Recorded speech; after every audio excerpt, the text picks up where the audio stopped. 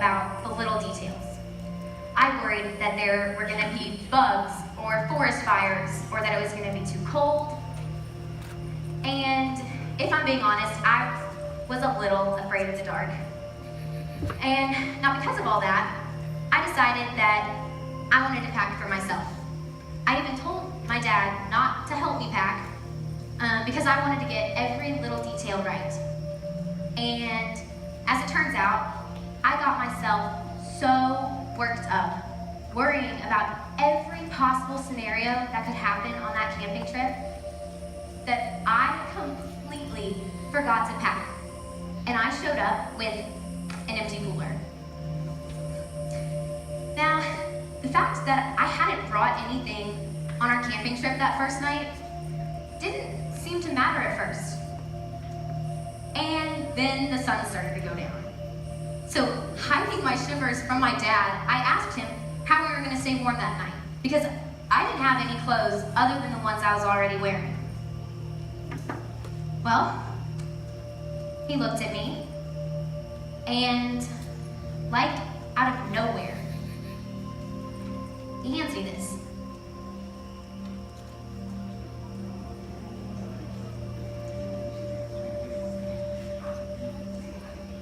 So then, after I had gotten a chance to warm up a bit, my stomach started to growl, and I wondered what was for dinner, but again, I hadn't brought any supplies or anything.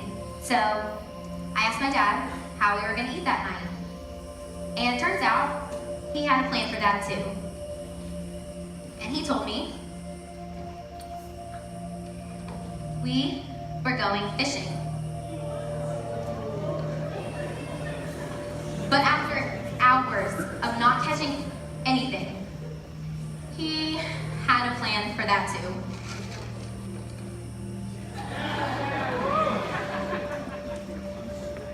Then, after dinner, it was time to start getting ready for bed. Remember how I said I hadn't packed anything? Well, I didn't even bring a sleeping bag on our camping trip. But again, my dad had me covered.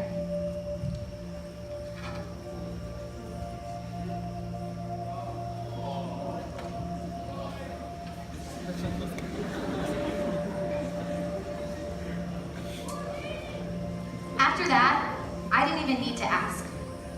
When it got dark that night, and I started to get scared, he had a plan for that too. And by the end of that camping trip, I had everything I could possibly need.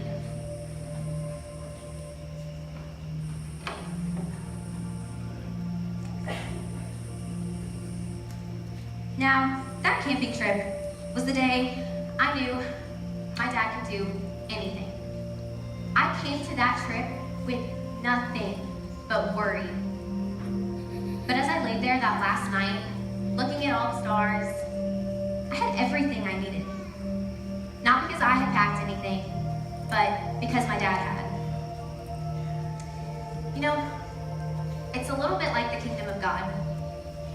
When we look to Him first, that's when the impossible begins to happen. Mountains can move, and oceans can part. The blind can see, and the deaf can hear. Sick are healed, and the dead are raised to life. But a lot of times, this magic gets swallowed up in our worries. We try and try to recreate the magic on our own, but end up with empty coolers. But if we look only to Him, seek Him first, then maybe, just maybe, something impossible